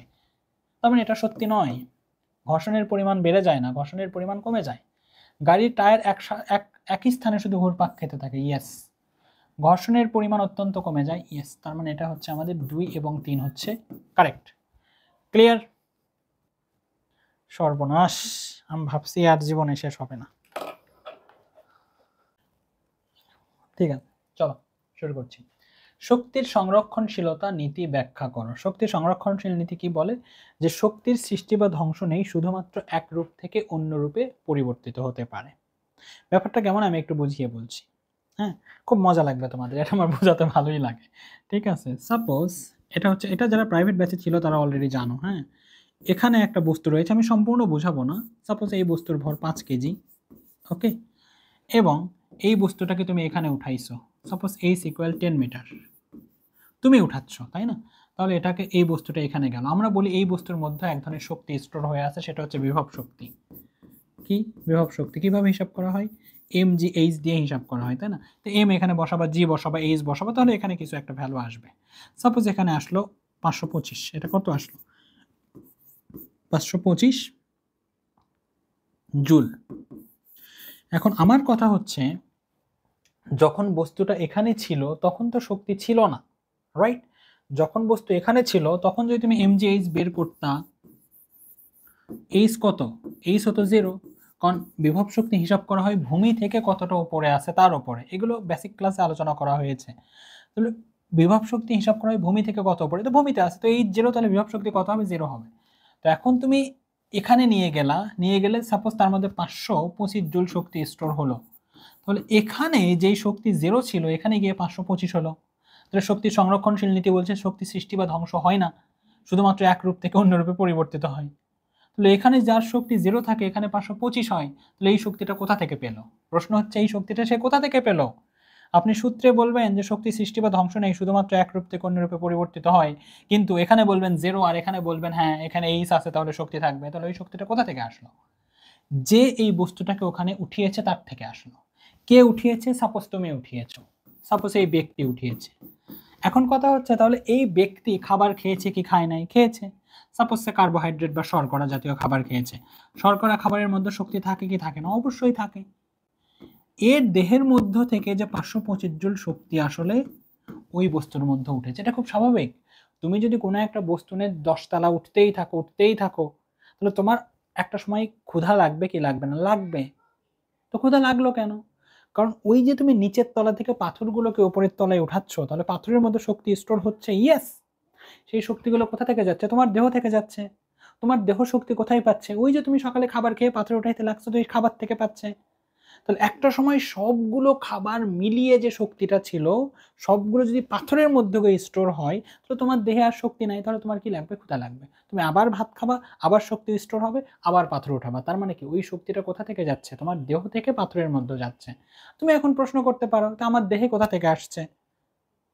আমি তখন বলবো ওই যে খাবার খেয়েছো সেই খাবার থেকে আসছে। তুমি বলতে পারো খাবারের মধ্যে শক্তি কোথা থেকে আসছে? আমি বলবো ওই যে সূর্য শক্তি থেকে আসছে, রাইট? এইরকম আসলে ব্যাপারটা। তো শক্তি সংরক্ষণশীল নীতি কি?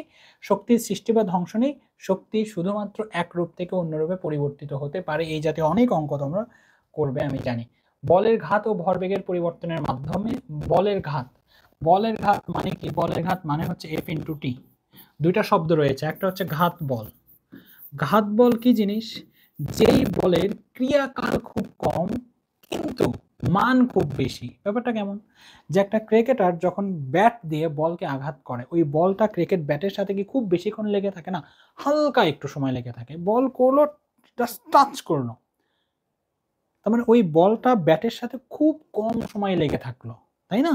খুব কম সময় লেগে থাকলো, কিন্তু ওই বলের প্রভাব কি খুব কম নাকি খুব বেশি? দেখা গেল একজন গ্যালারি পার হয়ে চলে গেছে, তার মানে বলের মানটা খুব বেশি, কিন্তু যতক্ষণ যাবত বলটা ক্রিয়াশীল ছিল সেটা খুব কম। এই ধরনের বলকে মূলত বলা হয় ঘাত বল। তো বলের ঘাত কি? বলের ঘাত হচ্ছে ওই যে ক্রিকেট ব্যাটটা বলকে আঘাত করলো সেই বল এবং কতক্ষণ যাবত ওই বলটা ক্রিয়াশীল ছিল, ফোর্সটা ক্রিয়াশীল ছিল, সেটাকেই মূলত বলা হয় বলের ঘাত। মানে এটাই হচ্ছে আমাদের বলের ঘাত। ক্লিয়ার? এটা হচ্ছে বলের ঘাত। এবং ভরবেগ কি? ভরবেগের পরিবর্তন। ভরবেগের পরিবর্তন মানে কি? এমভি মাইনাস এমইউ, অলরেডি বলেছি এটা হচ্ছে ভরবেগের পরিবর্তন। আমাদেরকে বলেছে এটার এই দুইটার মাঝে তুমি একটা রিলেশন স্থাপন করো। তো কিভাবে? লেখো f equal m a, right? তাহলে এফ এখানে লেখা যাবে m v minus u by t, তাহলে এখান থেকে লেখা যাবে m v minus m u divided by t. তাহলে এখন পরের লাইন কি হবে? F into t equal m v minus m u. এটাই সম্পর্ক। তার মানে হচ্ছে ভরবেগের পরিবর্তন ইকুয়াল, ভরবেগের পরিবর্তন ইকুয়াল বলের ঘাত। ক্লিয়ার? তাহলে তোমাকে যদি কখনো বলের ঘাত বের করতে বলে, কিন্তু না এফ দিয়েছে না টি দিয়েছে, অথচ বলের ঘাত বের করতে বলেছে, কিন্তু দিয়েছে কি? এম ভি ইউ, তখন তুমি অবশ্যই বলের ঘাত, এটাই বলের ঘাত। আবার যখন তোমাকে হয়তো ভরবেগের পরিবর্তন বের করতে বললো, কি বললো? যে ভরবেগের পরিবর্তন বের করো, তো ভরবেগের পরিবর্তন জানতে হলে তোমার প্রথমে মাথায় খেলবে যে এম থাকবে, ভি থাকবে, ইউ থাকবে, কিন্তু এগুলো দেয়নি, দিয়েছে কি? এফ ইন্টু টি। তো এফ ইন্টু টি তো আসলে এফ ইন্টু টি ইকুয়ালি তো আসলে ভরবেগের পরিবর্তন, তাহলে তুমি এফ ইন্টু টি গুণ করলেও আসলে ভরবেগের পরিবর্তনই বের হবে। ক্লিয়ার? এটাই ভরবেগের পরিবর্তনের মাঝে সম্পর্ক। আমি তার সাথে সাথে আরো অনেকগুলো কথা বলে দিলাম। আমি চাচ্ছি অনেক বড় করে বিশ্লেষণ করতে, কিন্তু আলটিমেটলি সেটা উচিত নয় এবং সেটা আসলে সম্ভব নয়। ওকে,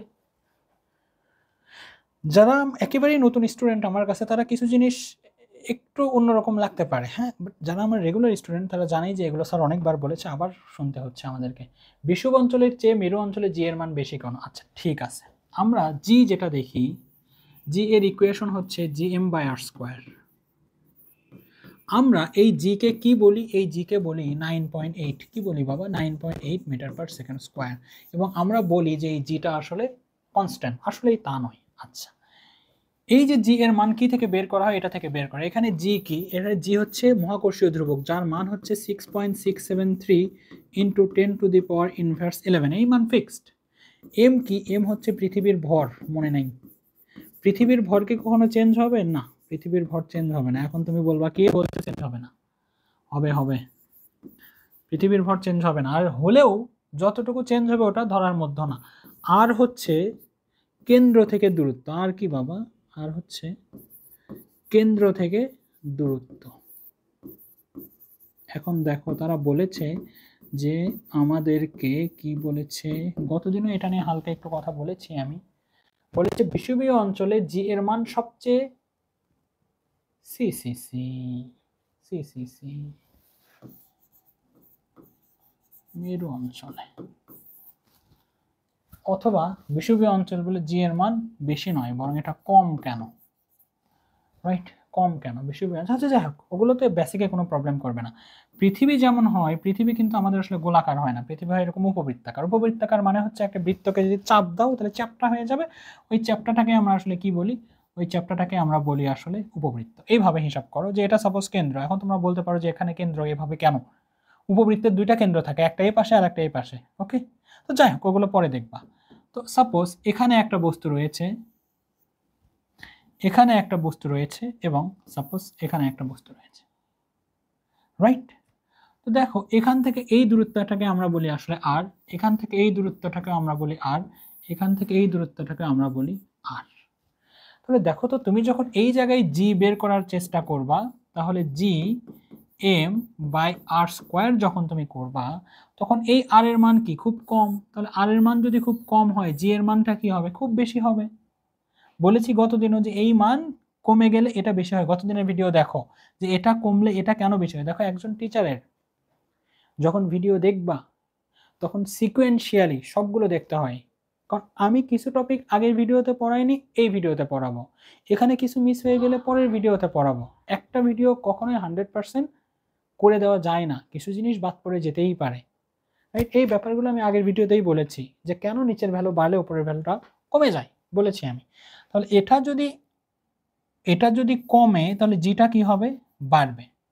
এখানে দেখো জি যদি বের করো, g equal G m by r square. দেখো জি আর এম তো ফিক্সড, এখানে আরটাকে একটু বেশি, আরটাকে একটু বেশি, আর এর মানটা কি হবে একটু কমে যাবে। এখানে আরটা কি অনেক বেশি, তাহলে এখানে যে জি বের করো তুমি, G m by r square সিসি, তাহলে এখানে আর এর মান কি অনেক বেশি, তাহলে জি এর মান কি হবে অনেক কমে যাবে। তাহলে বিষুবীয় অঞ্চলে বা বিষুব অঞ্চলে জি এর মানটা কম কেন, ওটা বেশি নয়, কম কেন, কম হচ্ছে আর এর মানটা বেশি তাই আসলে কম। ওকে, এইভাবে লিখে দিলেই হবে। নেক্সট, কোনো গতিশীল বস্তুর ভরবেগ ও গতিশক্তির মধ্যকার সম্পর্ক ভালো করে। ভরবেগ ও গতিশক্তি, ভরবেগ এবং গতিশক্তি। ভরবেগ কি বলতো, ভরবেগ হচ্ছে আমরা এমভি, এমভিকে কি দ্বারা প্রকাশ করা হয় পি দ্বারা। আর গতিশক্তি মানে কি, গতিশক্তি মানে হচ্ছে ইকে। আমাদেরকে আসলে ইকে এবং পি এর মাঝে একটা সম্পর্ক নির্ণয় করতে বলেছে। আমরা কি জানি, আমরা জানি KE equal half mv square, right, এটা আমরা জানি। তাহলে আমরা যদি এখানে আমাদের সম্পর্ক কোথায় নির্ণয় করতে বলছি, ইকে এর সাথে পি, তাহলে ওই পাশে কোনো না কোনোভাবে পি আনতে হবে। পি আনতে হবে মানে কি কোনো না কোনোভাবে এমভি আনতে হবে, রাইট। এমভি তো আছে, আমরা একটা কাজ করি, যেহেতু এই ভি এর উপরে স্কোয়ার আছে, তাহলে আমরা একটা কাজ করি, এই টুটা নিচে নাও, এক্সট্রা আর একটা এম নাও, তাহলে ওই এম দ্বারা নিচেকে গুণ করে দাও, তাহলে এখানে আবার কি হবে এম ভি স্কোয়ার। কি করেছি আসলে এক্সট্রা একটা এম নিয়েছি, ওপরে একটা এম নিয়েছি, নিচে একটা এম দ্বারা ভাগ করেছি, রাইট, কোনো সমস্যা নাই তো। এক্সট্রা উপরে নিয়েছি একটা, নিচে আর একটা নিয়েছি, রাইট। আর এই এম ভি স্কোয়ার ওখানে এম ভি স্কোয়ার হিসেবে আছে হাফ, তো হাফ নিচে আসে, তাহলে এখন এটাকে কি লেখা যাবে m square v square divided by 2m। তাহলে এরপর লিখতে পারবা এম ভি তার উপরে স্কোয়ার ডিভাইডেড বাই 2m, তারপরে এম ভি মানে কি পি, তার মানে P square divided by 2m লেখা যাবে। তার মানে কি আলটিমেটলি এটা যেটা হলো KE equal p square by 2m, মানে গতিশক্তি KE equal p square by 2m, এটাই সম্পর্ক। বোঝা গিয়েছে, কোনো ডাউট? নেক্সট, নিউটনের গতির সূত্র হতে প্রথম সূত্র প্রতিপাদন করো। নিউটনের গতির সূত্র কি, নিউটনের গতির সূত্র হচ্ছে, নিউটন স্যারের গতির সূত্র হচ্ছে এম এ। প্রথম সূত্র কি, প্রথম সূত্র হচ্ছে ইউ ইকুয়াল ভি। স্থির বস্তু সারা যেমন স্থির থাকবে, তার মানে ইউ যদি 0 হয় ভিও কি হবে 0 হবে। ইউ যদি সমবেগে গতিশীল বস্তু সারা জীবন সমবেগে গতিশীল থাকবে, তাহলে ইউ যদি 2 মিটার পার সেকেন্ড হয় ভিও কত 2 মিটার পার সেকেন্ড হবে। তার মানে কি ইউ ইকুয়াল ভি প্রুফ করতে হবে এখান থেকে শুরু করে। করো, f equal m a, m কত, এম তো m, v minus u divided by t. তাহলে এখন এইভাবে লিখতে পারো f into t equal m v minus u. Clear? তাহলে একটাবার দেখো, দেখো নিউটনের গতির দ্বিতীয় সূত্রের প্রথম সূত্র বলা হচ্ছে বাহ্যিক বল না থাকলে, তাহলে এফ ইকুয়াল কি হবে 0 হবে, তার পুরোটাই কি হবে 0 হবে। 0 ইকুয়াল এম ভি মাইনাস, এটা এভাবে না করলে একটু ভালো হয়, কারণ অনেক পণ্ডিত আছে তো পণ্ডিতরা আবার ভুল ধরে বসবে। হ্যাঁ, সাপোজ এখানে এফ রেখেই দাও, পরের লাইনে এফ করো, এফ ইকুয়াল এখানে 0 করো, রাইট। বল কি 0, তারা বলেছে যে দ্বিতীয় সূত্র থেকে প্রথম সূত্র এফ ইকুয়াল কত 0, তাহলে এফ ইকুয়াল 0 তুমি এখানে বসিয়ে দিলা, বসিয়ে দিয়ে ultimately m v minus u by t এই দিকে তাকাও, এই পাশে যদি 0 হয় তাহলে ডেফিনেটলি এই পাশে 0, সমীকরণের এ পাশে যা থাকবে ও পাশে তো তাই থাকবে, তার মানে এই পাশে যদি 0 হয় ওই পাশে সবগুলো মিলিয়ে কি হবে, 0 হবে। এখন প্রশ্ন হচ্ছে ওখানে কে 0 হওয়ার যোগ্যতা রাখে? m বস্তুর ভর কি 0 হবে না? তার মানে m 0 হচ্ছে না। আচ্ছা, তার মানে বাকি থাকলো কি? তাহলে আমরা এবার 0 equal v minus u by t বলতে পারি, কারণ m তো অলরেডি 0 হচ্ছে না, তার মানে এই পাশে 0 হওয়ার জন্য m এর কোনো ভূমিকা নাই, সেই জন্য 0 m বাদ আগেই। এখন কথা হচ্ছে এই v minus u divided by t এটা ইকুয়াল যদি 0 হয় তাহলে এইটা কি কখনো 0 হতে পারবে? গতদিন এই একই কথাই আমি বলেছি, এটা 0 হলে তো অসংজ্ঞায়িত হয়। তার মানে কি v minus u equal ultimately 0। মানে এখান থেকে আমি অবশ্যই লিখতে পারবো যে এটা আসলে v minus u equal 0, that means v equal u. আর এটাই হচ্ছে নিউটন স্যারের ফার্স্ট ল। ওকে, গতির প্রথম সূত্র। নেক্সট, বন্দুক থেকে গুলি বের হলে বন্দুক পেছনের দিকে সরে আসে কেন? নিজেরা করো। ঘর্ষণ বলযুক্ত সমতল মেঝেতে কোনো বস্তুকে ঠেলে সমবেগে চালানো সম্ভব কি? হ্যাঁ সম্ভব। সম্ভব নয় কেন? এটা নিয়ে আমি একটু আগে ব্যাখ্যা করেওছি। কি বলেছে? ঘর্ষণ বলযুক্ত সমতল মেঝেতে কোনো বস্তুকে ঠেলে সমবেগে চালানো সম্ভব কিনা। সাপোজ এইরকম একটা ব্যাখ্যা আমি করেছি, সাপোজ এটা মেঝে, হ্যাঁ, ঘর্ষণ বল আছে, এখানে কত নিউটন ঘর্ষণ বল আছে? সাপোজ 2 নিউটন ঘর্ষণ বল আছে। তাহলে তুমি এখানে 2 নিউটন যদি দাও তাহলে কি এটা গতিশীল হবে না?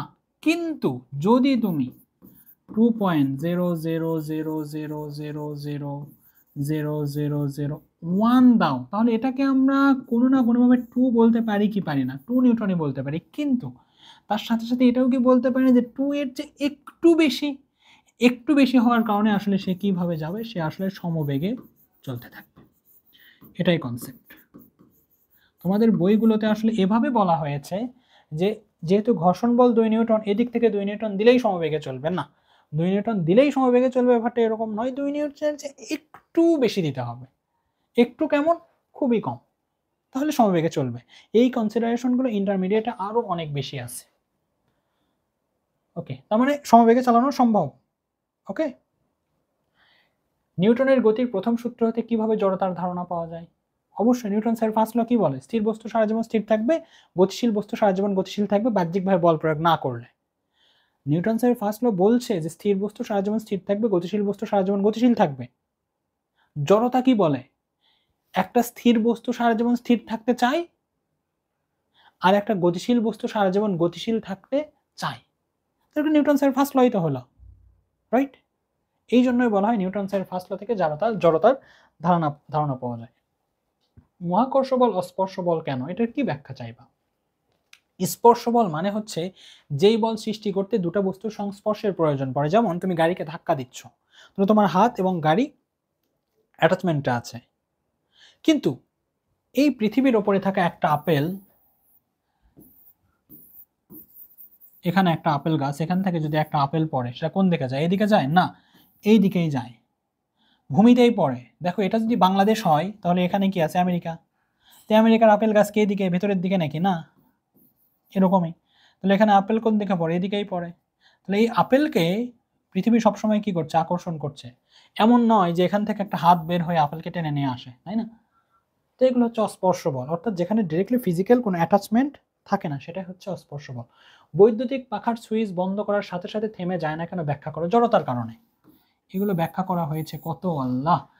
দেখো, জড়তা কি? একটা স্থির বস্তু সারা জীবন স্থির থাকতে চায়, গতিশীল বস্তু সারা জীবন গতিশীল থাকতে চায়। তাহলে সাপোজ ফ্যান যখন বন্ধ আছে, চুপচাপ আছে, তুমি সুইচ দিলা, সুইচ দেওয়ার সাথে সাথে ফ্যানকে একদম সাই করে ঘুরতে থাকে না, সে ধীরে ধীরে ঘুরে একটা সময় সে জোরে ঘুরতে শুরু করে। তো আমার প্রশ্ন হচ্ছে, যখন তুমি সুইচ দিলা তখন যতটুকু বিদ্যুৎ ফ্যানে গিয়েছে, বরং প্রথমেই বিদ্যুৎ বেশি যায়, হ্যাঁ, তখন ফ্যানে যতটুকু বিদ্যুৎ গিয়েছে পরে, অর্থাৎ যখন সে জোরে ঘুরছে তখনও কিন্তু সাপোজ ততটুকুই বিদ্যুৎ আছে। প্রথমেই বেশি বিদ্যুৎ যায়, তারপরেও সে আস্তে ঘরে।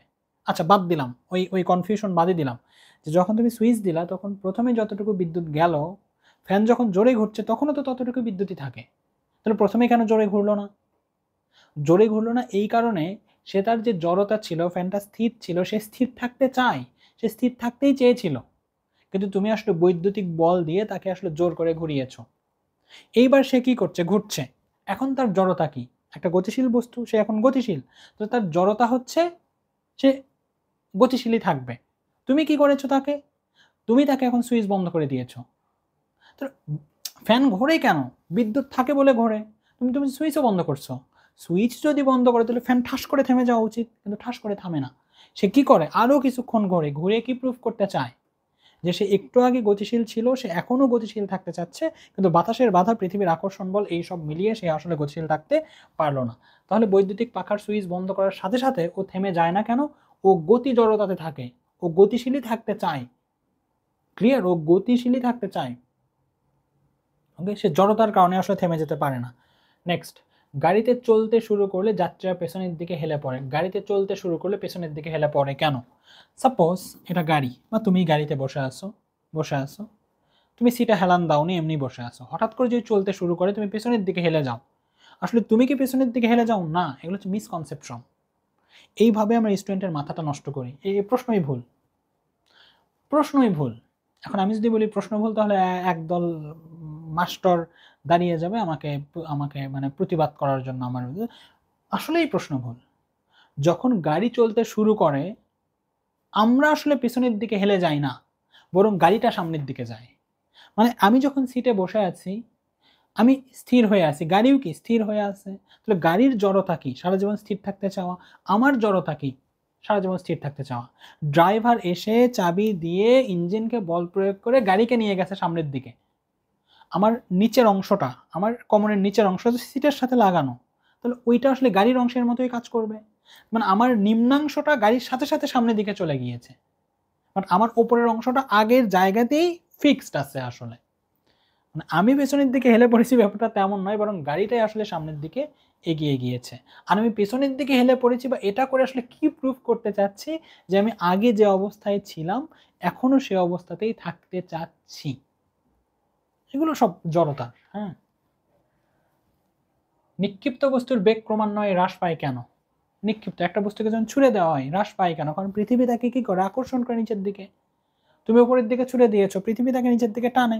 এই টানের কারণে, নিচের দিকে বলের কারণে আসলে তার কি হয়? ত্বরণটা কমতে থাকে এবং বেগটা ক্রমান্বয়ে হ্রাস পায়। লাস্ট, এটাই শেষ।